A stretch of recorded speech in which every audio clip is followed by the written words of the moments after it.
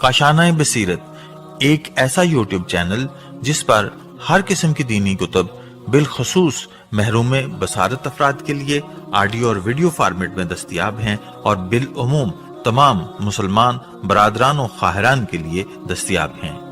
इसलिए आपसे गुजारिश है कि बेल आइकन को प्रेस करके हमारे इस चैनल को जरूर सब्सक्राइब कीजिए ताकि आइंदा आने वाली हर किताब आपको बर वक्त मिलती रहे। काशानाए बसीरत, काशानाए बसीरत, काशानाए बसीरत, काशानाए बसीरत। बिस्मिल्लाहिर्रहमानिर्रहीम। अल्लाहुम्मा सल्ली अला मुहम्मद व आले मुहम्मद व अज्जिल फरजहुम। अस्सलामु अलैकुम सामीन इकराम, मैं हूँ नुज़रत हसन और हम आपके साथ मिलके पढ़ रहे हैं काशाना बसीरत के खूबसूरत प्लेटफॉर्म के ऊपर किताब गदीर की नवी जिल्द, जिसका हम आज सफ़ा नंबर 540 पढ़ेंगे। लेकिन इससे पहले कि हम बाकायदा गुफ्तगू का आगाज़ करें, मुताले का आगाज़ करें, मैं आपको बताती चलूं कि हम पढ़ रहे हैं हेडिंग जाली रिवायात, जो कि अभी जारी है, और इसके साथ ही सफ़ा नंबर 556 पर हम पढ़ेंगे तफसीली सूरत। फिर हम 558 पर पढ़ेंगे इस वज़ई रिवायत का तज्ज़िया। तो आइए मुताले का बाकायदा आगाज़ करते हैं। पिछली हेडिंग के अंडर में ये सफ़ात हैं। हम सफ़ा नंबर 540 पर पहुंच चुके हैं। सिर्फ अम्मार यासिर वापस नहीं आए। लोगों ने अम्मार के वापस न होने पर समझा कि वहाँ शूरिश पैदा कर रहे हैं। फिर अब्दुल्ला इब्ने साद के ख़त से मालूम हुआ कि लोग इनसे घुल मिल गए हैं, और अब्दुल्ला इब्ने सबा, खालिद इब्ने मुलजिम, सौदान इब्ने इमरान और किनाना इब्ने बशर से रब्त ज़ब्त बढ़ गया है। अल्लामा अमीनी फरमाते हैं, अगर वाकई अब्दुल्ला इब्ने सबा ने मुसलमानों के दरमियान इतनी ज़बरदस्त फितना अंगेज़ी फैलाई कि हुक्मरानों और गवर्नरों को लर्जा दिया और खलीफा वक्त के खिलाफ तक ऐसी शुरिश पैदा कर दी, तो इसका ताक़ुब करके इसे कैद क्यों ना किया गया और ऐसे ख़तरनाक पाप की सज़ा में फांसी क्यों न दी गई, ताकि कौम इसकी फितना अंगेज़ी से महफूज हो जाती। अगर आखिर उस्मान ने नेक मर्द और पाक दामन अमर बिल मारूफ और नहीं अनिल मुनकर करने वालों को क्यों ना समझाया कि वो शख्स ये सारे फितने कर रहा है और हुक्म कुरान है कि जो खुदा और रसूल या हुकूमत इस्लामी से बरसरे पैकार हो तो इन्हें कत्ल किया जाए, सूली पर चढ़ाया जाए, हाथ पैर काटे जाएं या जलील करके जिला वतन किया जाए। फिर खलीफा जी ने इस फितने को दबाया क्यों नहीं? क्या इनकी सारी सख्तियां और सजाएं सिर्फ पाक दामन असहाबे रसूल सल्लल्लाहु अलैहि वसल्लम ही के लिए थी?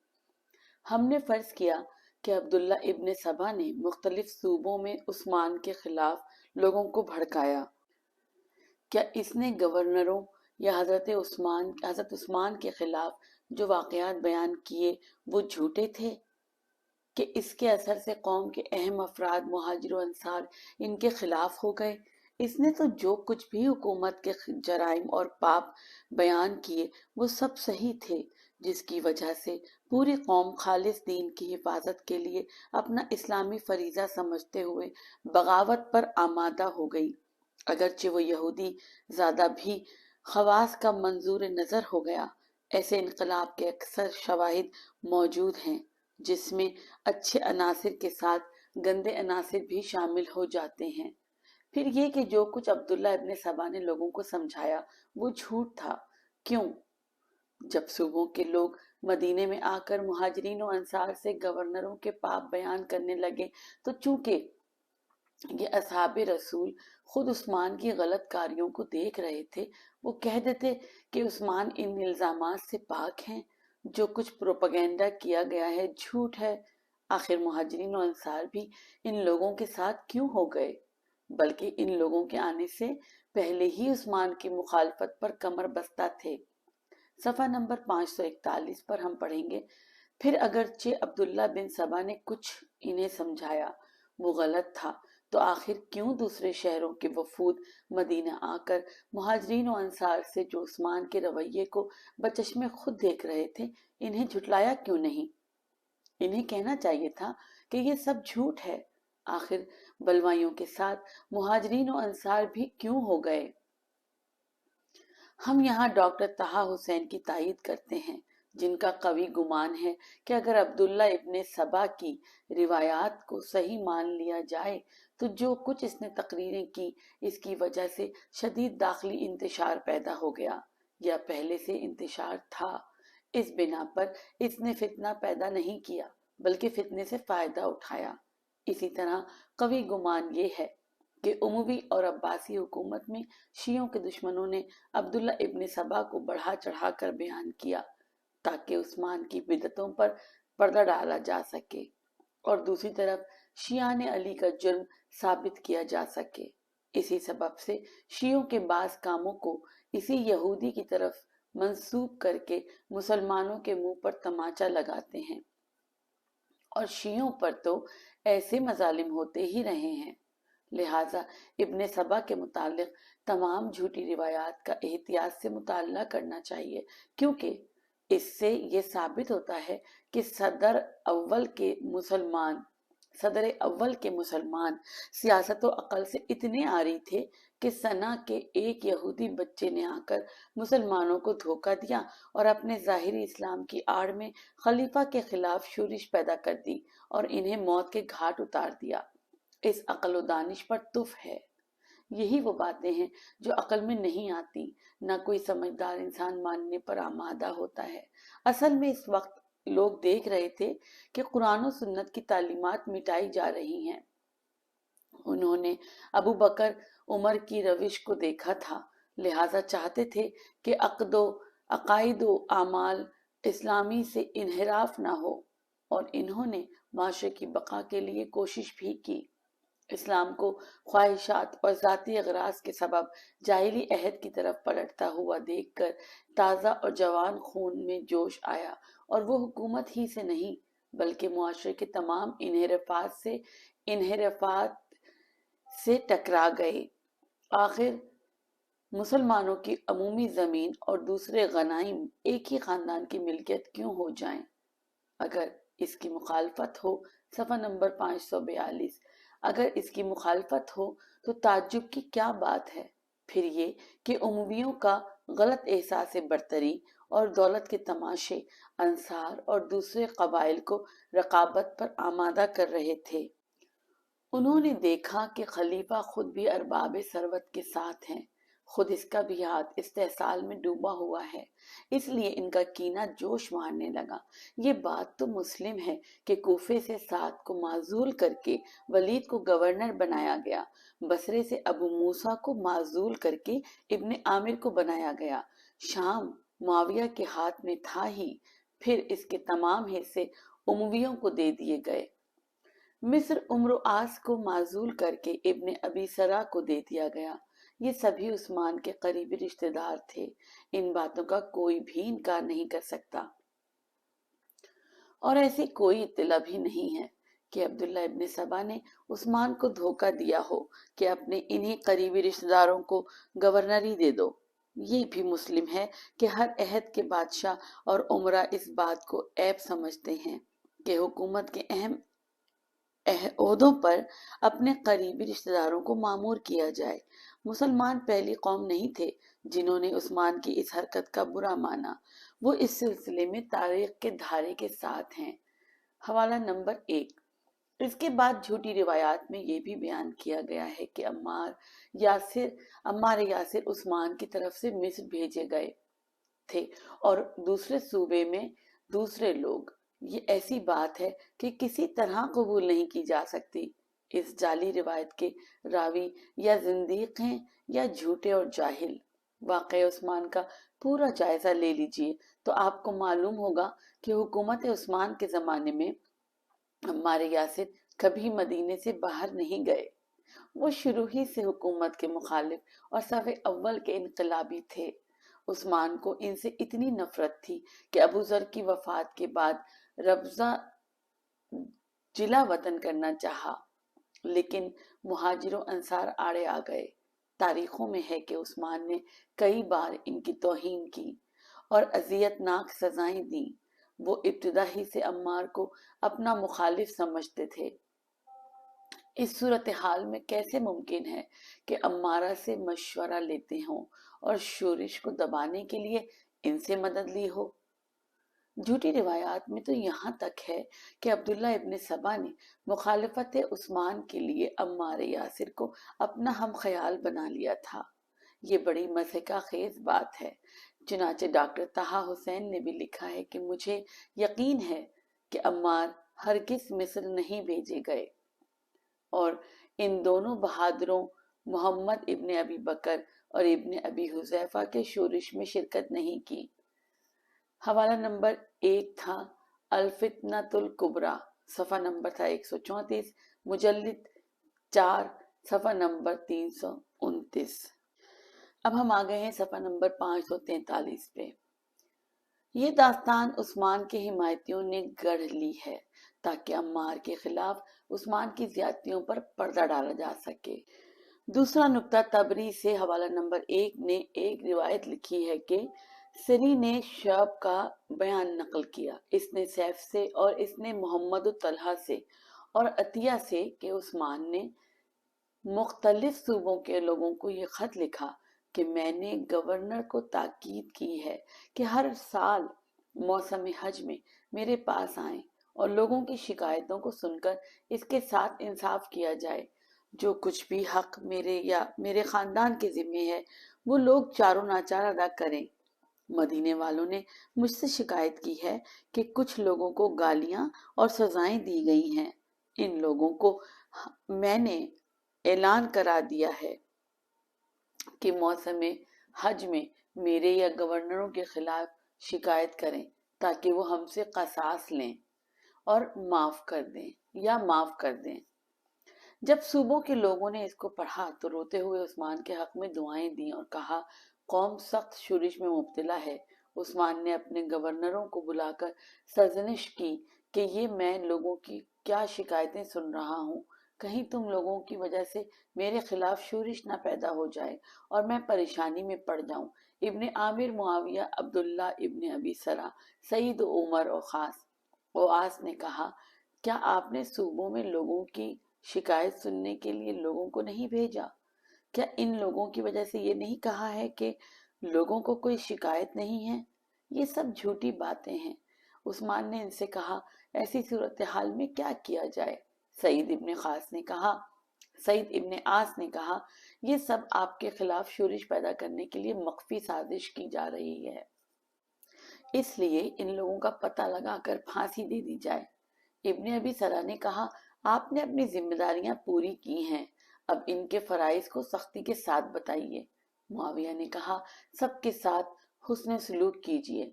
उमर ने कहा, आप अबू बकर और उमर का रवैया अपनाइए, यानी सख्ती की जगह पर सख्ती और नरमी की जगह पर नरमी। इस वक्त उस्मान ने कहा, मैंने तुम्हारे मशवरे सुन लिए, मैं बहरहाल हुस्न सलूक का बर्ताव करूंगा ताकि किसी को मेरे खिलाफ शिकायत न हो सके। हवाला नंबर 1 था इस सफ़े के ऊपर तारीख तबरी, सफ़ा नंबर 99, जिल्द नंबर 4, सफ़ा नंबर 342, हवादिसे सन 35 हिजरी। सफ़ा नंबर 544, खुदा बेहतर जानता है कि सबके साथ खैर ख्वाही की है। अगर ऐसी शूरिश में मैं मारा जाऊं तो ये मेरे लिए फख्र की बात है। तुम लोग अपनी जिम्मेदारियों को और हुकूक इलाही को पूरा करते रहो। जब गवर्नरों की टोली वापस चली गई तो एक शख्स ने ये अशार पढ़े, सभी जानते हैं कि उस्मान के बाद अली अमीरुल मोमिनीन होंगे और तलहा और जुबैर इनके हिमायती होंगे। थोड़ी देर के बाद काब ने माविया की तरफ इशारा करके कहा, ये खच्चर सवार शख्स उस्मान के बाद हुक्मरान होगा। नंबर 3, तबरी हवाला नंबर 1 ने इसी सनद के साथ यानी सिरीने शोएब से सैफ की ज़बानी नकल किया है कि मुआविया ने रुखसत होते हुए उस्मान से कहा, ए अमीरुल मोमिनीन, आप इन बलवाइयों का मुकाबला न कर सकेंगे, आप मेरे साथ शाम चलिए, वहां के लोग अभी आपके फरमाबरदार हैं। उस्मान ने कहा, मैं जवारे रसूल सल्लल्लाहु अलैहि वसल्लम कभी न छोड़ूंगा, चाहे कत्ल ही कर दिया जाऊं। मुआविया ने कहा, तो फिर शाम से फौज भेजने की इजाजत दीजिए। उस्मान ने कहा कि फौज के आ जाने से मदीने वालों की मईशत तंग हो जाएगी। یہ ہجرت رسول صلی اللہ علیہ وسلم کا شہر ہے۔ معاویہ نے کہا کہ پھر تو آپ لازمی طور سے عوامی عملے کا شکار ہوں گے۔ عثمان نے کہا خدا میرے لیے کافی ہے۔ معاویہ نے چیخ کر کہا تو کہاں ہے اے جلاد، اے قصاب۔ نقطہ نمبر 4 تبری حوالہ نمبر 2 نے اسی سند کے ساتھ نقل کیا ہے کہ شوال سن 35 ہجری میں مصر والوں نے 4 ستونوں کے رہبری میں مدینے کا رخ کیا۔ ہر ستون میں 1000 افراد تھے۔ ان کی سرداری عبد الرحمن ابن عدیس، کنانہ ابن بشیر، سودان ابن حمران اور قطیرہ کے ہاتھ میں تھی۔ ان سب کا سردار غافقی ابن حرب تھا۔ ان کی ہمت نہ ہو سکی کہ مدینے والوں سے کہہ سکیں کہ ہم جنگ کے لیے آئے ہیں، لہٰذا حج کا بہانہ کیا۔ ان کے ہمراہ ابن سودا تھا۔ کوفے والے بھی 4 ٹکڑیوں میں نکلے۔ زید ابن سوہان، مالک اشتر، زیادہ ابن نظرہ اور عبداللہ ابن اسم تھے۔ ان سب کے سردار عمرو ابن اسم تھے۔ اسی طرح بصرے والے حکیم ابن جبلہ، زری ابن عباد، بشر ابن شری ابن المحرش اور ان سب کے سردار ہرقوس تھے۔ اس کے علاوہ راستے میں بہت سے لوگ شامل ہوتے گئے۔ حوالہ نمبر 1 دیا گیا تھا تاریخ تبری صفحہ نمبر 101، جلد نمبر 4 صفحہ نمبر 345، حوادث سے سن 35 ہجری۔ حوالہ نمبر 2 دیا گیا تھا تاریخ تبری سے، صفحہ نمبر تھا 103، جلد نمبر تھی 4 صفحہ نمبر 348 اور سن 35 ہجری سے۔ اب ہم آ گئے 545 صفحے کے اوپر۔ مصر والے دوستدار علی تھے، بصرے والے طلحہ کے ہوا خواہ اور کوفے والے زبیر کے طرفدار تھے۔ ہر فوجی ٹکڑی اسی گھمنڈ میں تھی کہ اس کامیابی اسی کے حصے میں آئے گی اور اپنے سردار کو حکومت سونپ دیں گے۔ یہ لوگ مدینے سے 3 منزل دور بصرے والے ذوخشت، کوفے والے اوس میں اور مصر والے زمرتہ میں رک گئے۔ زیاد اور ابن اسم نے مصر اور بصرہ والوں سے کہا کہ جلدی نہ کرو، ہم تم ہی لوگوں کے ساتھ مدینے میں داخل ہونا چاہتے ہیں، کیونکہ ہمیں اطلاع ملی ہے کہ ہمارے مقابلے کے لیے مدینے والوں کی عوامی فوج تیار ہوئی ہے۔ اگر وہ ہم لوگوں کے اداروں سے واقف ہوتے تو ڈر جاتے، لیکن اب ہماری علیحدگی سے ناکامی کا سامنا ہو سکتا ہے۔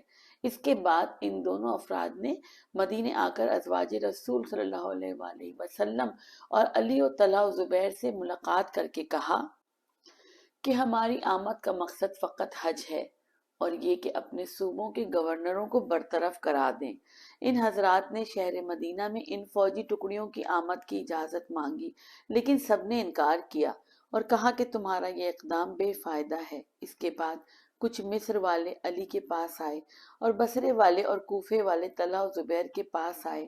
آپس میں سب نے ایک دوسرے سے کہا کہ ہمیں کسی ایک کی بیعت کر لینی چاہیے، ورنہ ان لوگوں کی دشمنی کا سامنا کرنا پڑے گا۔ مصر والوں نے حضرت علی سے احجار الزیت میں ملاقات کی۔ اس وقت امام حسن عثمان کے پاس تھے۔ حضرت علی کو سلام کر کے ان کے سامنے اپنی باتیں رکھیں اور فریاد کی، لیکن حضرت علی نے اس کی تردید کرتے ہوئے فرمایا، صالح حضرات جانتے ہیں کہ رسول خدا صلی اللہ علیہ وآلہ وسلم نے ذو مروہ اور ذو خشب میں قیام کرنے والی فوج پر لعنت کی ہے۔ تم سب لوٹ جاؤ، اللہ کی نصرت سے محروم رہو گے۔ وہ لوگ حضرت کا حکم مان کر واپس گئے۔ بصرے والے طلحہ کے پاس گئے۔ طلحہ نے اپنے دونوں بیٹوں کو عثمان کے پاس بھیجا ہوا تھا۔ ان لوگوں نے سلام کر کے اپنی بات کہی تو طلحہ نے دھتکارتے ہوئے کہا، ہر مومن جانتا ہے کہ ذو مروہ، ذو خشب اور آواز کی فوج پر رسول خدا نے لعنت کی ہے۔ یہی ماجرا ہے کوفیوں اور زبیر کے ساتھ پیش آیا ہے۔ یہ لوگ مدینے سے باہر چلے گئے اور یہ ظاہر کیا کہ اپنے اپنے گھروں کو واپس جا رہے ہیں تاکہ مدینے والے متفرق ہو جائیں۔ صفحہ نمبر 446۔ تاکہ مدینے والے متفرق ہو جائیں تو شہر پر شب خون مارا جائے۔ مدینے والوں نے انہیں منتشر ہوتے ہوئے دیکھا تو متفرق ہو گئے، لیکن صوبوں کے یہ لوگ پھر واپس آ کر مدینے پر چڑھائی کر کے خانہ عثمان کا محاصرہ کرنے میں کامیاب ہو گئے اور اعلان کر دیا کہ جو بھی ہمارے مقابلے میں سے ہاتھ کھینچے گا جو بھی ہمارے مقابلے سے ہاتھ کھینچ لے گا وہ امان میں رہے گا۔ حضرت علی نے ان لوگوں کو آ کر سمجھایا کہ تم لوگوں نے واپس جا کر اپنا خیال کیوں بدل دیا؟ انہوں نے کہا، ہم نے راستے میں ایک قاصد کو پکڑا جس کے خط میں ہمارے قتل کا حکم دیا گیا تھا۔ طلحہ و زبیر نے بھی کوفے اور بصرے والوں کو سمجھایا، انہیں بھی وہی جواب دیا گیا۔ حضرت علی نے بصرے اور کوفے والوں سے کہا، بس مصر والوں کے خط کی تمہیں کیسے اطلاع ہو گئی؟ ان لوگوں نے جواب دیا، ہم ہر حال میں عثمان کو حکومت سے ہٹا کر دم لیں گے۔ علامہ امینی فرماتے ہیں، تاریخی روایتیں کہتی ہیں کہ ان سپاہیوں کو ان تینوں حضرات نے دھتکار کر کے بھگانا چاہا، جبکہ ان سپاہیوں میں صحابہ کبار اور مجاہدین بدر بھی تھے۔ ان لوگوں کے لیے تینوں حضرات نے کہا کہ تم احجار زیت میں قیام کر کے لعنت رسول کے مستحق ہو گئے ہو۔ حالانکہ ہم دیکھتے ہیں کہ تمام مورخین اس بات پر متفق ہیں کہ بلوائیوں نے پہلی بار مدینے میں آ کر 40 روز تک عثمان کے گھر کا محاصرہ کیا۔ اسی محاصرے کے زمانے میں عثمان نے مجبور ہو کر حضرت علی کو بلوا کر بیچ میں ڈالا اور عثمان نے برسر منبر توبہ کی۔ وہ توبہ نامہ صوبوں کو بھیجا گیا۔ اسی کے بعد حضرت علی اور محمد ابن مسلمہ نے بذات خود ضامن ہو کر لوگوں کو اپنے اپنے صوبوں میں واپس جانے کے لیے کہا۔ بعد میں یہ نظر آتا ہے کہ عثمان نے اپنے تمام عہد و پیمان کو پاؤں تلے رون ڈالا۔ اس کے علاوہ مصر والوں کو قتل کرنے کا خط بھی برآمد ہو گیا۔ یہی وجہ تھی کہ دوسری بار محاصرہ ہوا اور عثمان کو قتل کر ڈالا گیا۔ ان روایات کی روشنی میں نیز ایام محاصرہ میں طلحہ و زبیر کی روش دیکھنے کے بعد کوئی شک نہیں رہ جاتا کہ ان لوگوں نے صوبے والوں کو دھتکار کے واپس کیا ہوگا یا عثمان کی صفائی میں کچھ کہا ہوگا۔ پھر یہ کہ تاریخی روایات کی بنا پر طلحہ تو عثمان کے سخت ترین مخالف تھے۔ انہوں نے عثمان پر پانی بھی بند کیا تھا، بقیع میں دفن ہونے سے بھی روکا تھا۔ قتل عثمان کے بعد اکثر انہوں نے اپنے کارناموں کا اقرار بھی کیا تھا، لیکن یہ جھوٹے راوی ہمیں یہ بتانا چاہتے ہیں، صفحہ نمبر 547، کہ طلحہ و زبیر وغیرہ اصحاب نامدار عثمان کے قطعی مخالف نہیں تھے، بلکہ ان کا دفاع کر رہے تھے۔ نقطہ نمبر 5، طبری حوالہ نمبر 1 نے اسی سند کے ساتھ ایک روایت لکھی ہے کہ عثمان نے اپنی آخری تقریر میں کہا، خدا نے دنیا کو تمہارے حوالے صرف اس لیے کیا ہے کہ آخرت کے لیے ذخیرہ فراہم کرو، نہ اس لیے کہ اسی پر بھروسہ کر لو۔ دنیا ختم ہو جائے گی اور آخرت باقی رہے گی، بنا بنی دنیا کے غرور میں نہ رہو۔ آخرت کی ہمیشہ باقی رہنے والی چیز پر دنیا کو ترجیح مت دو۔ خدا سے ڈرو، تقوی اختیار کرو کہ یہی غضب خدا سے تمہیں محفوظ رکھ سکتا ہے۔ دین میں تغیر نہ پیدا کرو، اسلامی وحدت کی حفاظت کرو اور مختلف ٹکڑیوں میں نہ بٹ جاؤ۔ اللہ کی اس نعمت کو یاد کرو کہ جب تمہاری نفرت کو باہم الفت میں بدل دیا۔ لوگ کہتے ہیں کہ جب عثمان نے اپنی تقریر ختم کی تو لوگ عثمان کی مخالفت میں آئے۔ عثمان لوگوں سے مقاومت پر آمادہ ہو گئے۔ عثمان نے ان لوگوں سے کہا، میرے گھر کی حفاظت کرو۔ عثمان نے طلحہ، زبیر اور علی کے پاس آدمی بھیج کر بلوایا۔ جب یہ لوگ جمع ہوئے تو اپنے بام خانہ سے لوگوں کو خطاب کیا، اے مدینے والوں، میں تمہیں خدا حافظ کہتا ہوں، خدا سے دعا ہے کہ میرے بعد تمہیں اچھی حکومت نصیب ہو۔ بخدا آج کے بعد میں کسی سے ملاقات نہ کروں گا۔ جو لوگ میرے گھر کی حفاظت کر رہے ہیں ان میں کسی ایک کو بھی اجازت نہیں دوں گا کہ وہ دینی اور دنیاوی امور میں تمہارے خلاف مداخلت کریں، اور قسم دے کر مدینے والوں کو واپس کر دیا۔ نتیجے میں امام حسن علیہ السلام اور محمد و عبداللہ ابن زبیر کے علاوہ سب لوگ واپس چلے گئے۔ یہ تینوں حضرات اپنے باپ کے حکم سے خانہ عثمان کی حفاظت پر مامور تھے۔ बलवाइयों ने इन पर हुजूम किया और उस्मान खाना नशीन हो गए। नुक्ता नंबर 6 इसी सनद के साथ तबरी हवाला नंबर 2 का बयान है। कहते हैं कि मुहासरा 40 रातों तक चलता रहा और जब से मुख्तलिफ सूबों से लोग आए और उस्मान सफा नंबर 548 की मौत हुई। हवाला पढ़ते हैं। तारीख का पहला हवाला था तारीख तबरी सफा नंबर 126 और जिल्द नंबर 4 सफा नंबर 384 हवादिसे सन 35 हिजरी। दूसरा हवाला था तारीख तबरी 126 जिल्द नंबर 4 सफा नंबर 385 हवादिसे सन 35 हिजरी। सफा नंबर 548 पर हम पढ़ेंगे। इस दरमियान का फासला 70 रातें हैं। चूंकि इब्तिदाई मुहासरा 18 रोज रहा, इस वक्त चंद अहम अफराद ने खबर फैला दी कि मुल्क के अक्सर हिस्सों से उस्मान के दिफा में फौजें आ रही हैं। हबीब शाम से, मुआविया मिस्र से, काका कूफे और मुजाशा बसरे से फौजें लेकर आ रहे हैं। बलवाइयों ने उस्मान का अवाम से राब्ता तोड़ दिया, यहाँ तक कि पानी भी बंद कर दिया। हजरत अली अलैहिस्सलाम ने मुख्तलिफ बहानों से जरूरत का सामान भेजते रहते थे। एक रात बलवाइयों ने संगबारी कर दी तो उस्मान ने फरियाद बुलंद की कि खुदा से डरो, यहाँ हमारे अलावा दूसरे लोग भी हैं। लोगों ने कहा, पत्थर हमने नहीं फेंके बल्कि खुदा ने फेंके हैं। उस्मान ने कहा, तुम झूठे हो, अगर खुदा फेंकता तो पत्थर खता ना करते। फिर उस्मान ने अपने हमसाए कबीला हज़म के उम्र के जरिए अली के पास पैगाम भेजा कि अगर आपसे हो सके तो थोड़ा सा पानी भिजवा दीजिए, लोगों ने हम पर पानी बंद कर दिया है।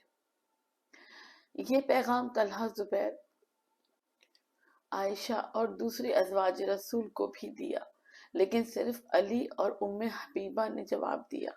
रात के वक्त हजरत अली ने आकर बलवाइयों से कहा, तुम लोग गैर ईमानी काम कर रहे हो, काफिरों के साथ भी ये सलूक रवा नहीं।